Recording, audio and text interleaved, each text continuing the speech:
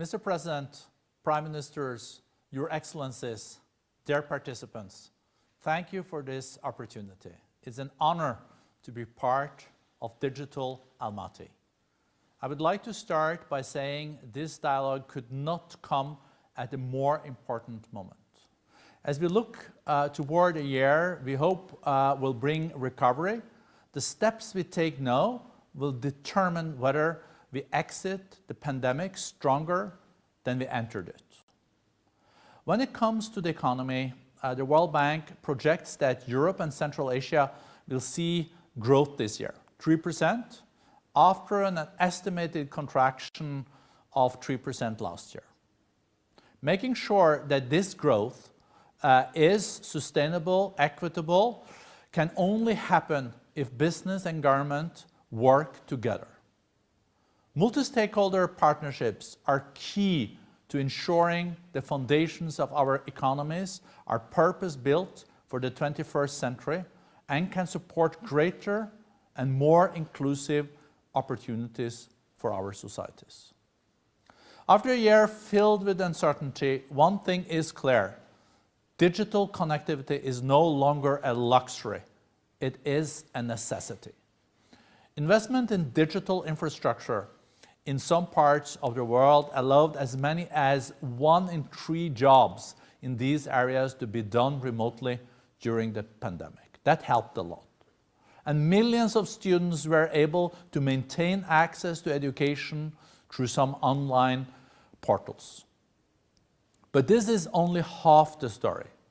While the COVID-19 pandemic saw some industries and economies take advantage of digital platforms, it also spotlighted digital divides.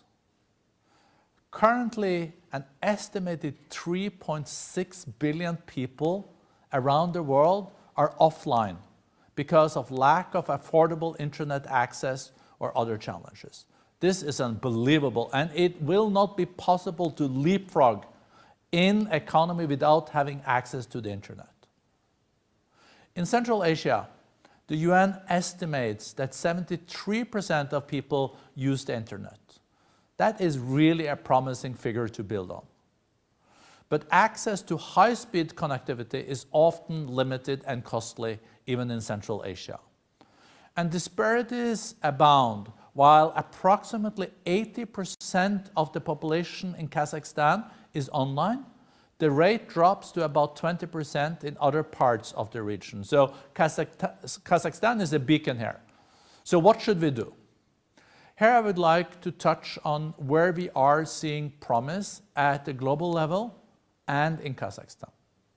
At the global level, last week at the World Economic Forum's Davos agenda, leading technology and financial companies, along with government entities, launched the Edison Alliance. This first-of-its-kind platform is working to foster affordable digital access for everyone by 2025. The ambitious agenda is possible because business and government are working side by side to identify gaps and scale initiatives.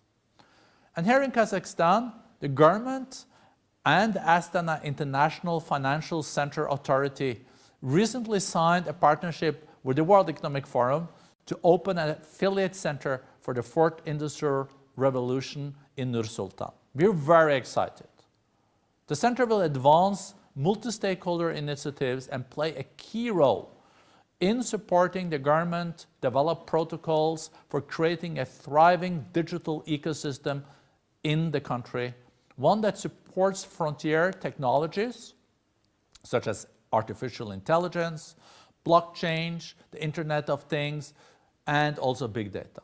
Data is in fact the oxygen in our economy now. And if you want to succeed and be prosperous in the future, you really have to be on top of these technologies. With this new affiliated center and with its commitment to innovation, Kazakhstan is positioned to unlock the possibilities of the 4th Industrial Revolution and do so in a way that expands opportunities for citizens across the country and the region. Congratulations. I'm so heartened by the promising steps that have already been taken, and I'm so optimistic because of the dialogue taking place today. If we continue to come together, government, business, and civil society, I'm confident that we can shape a more digital, equitable, and prosperous future. I count on Kazakhstan and Central Asia in playing a very important role in also the digital transformation we need in the world. Thank you so much. Thank you very much, Mr. Berde. Действительно, сложные... Yeah, indeed. There are great challenges and initiatives that you have mentioned. I'm confident that will bring their fruits. If we are successful to do that, by 2025, there would be great. Last year, when all of us faced the pandemic and went online, we all created huge amounts of digital data together. And that's where data management issues at the country, regional, and even global level become very important. Who better can bring light to this topic than the man who helped to create Internet? They call him the father of the Internet. Ladies. The next speaker, Dr. Vint Cerf, Vice President of Google.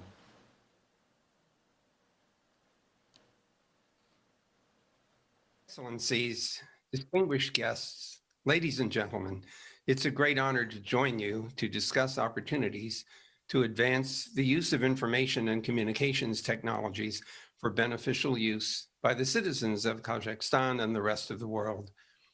I've worked on the internet since its earliest beginnings, going back to the late 1960s to the present.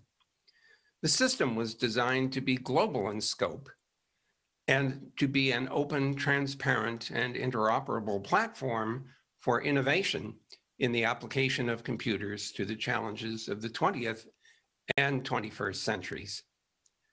The global pandemic has highlighted the value and utility of the internet and the World Wide Web application, and has also shown a bright spotlight on weaknesses in its availability, affordability, capacity, and scope. It has focused my attention on solving the digital divide in its many manifestations: accessibility, utility, safety, security, reliability, and ease of use.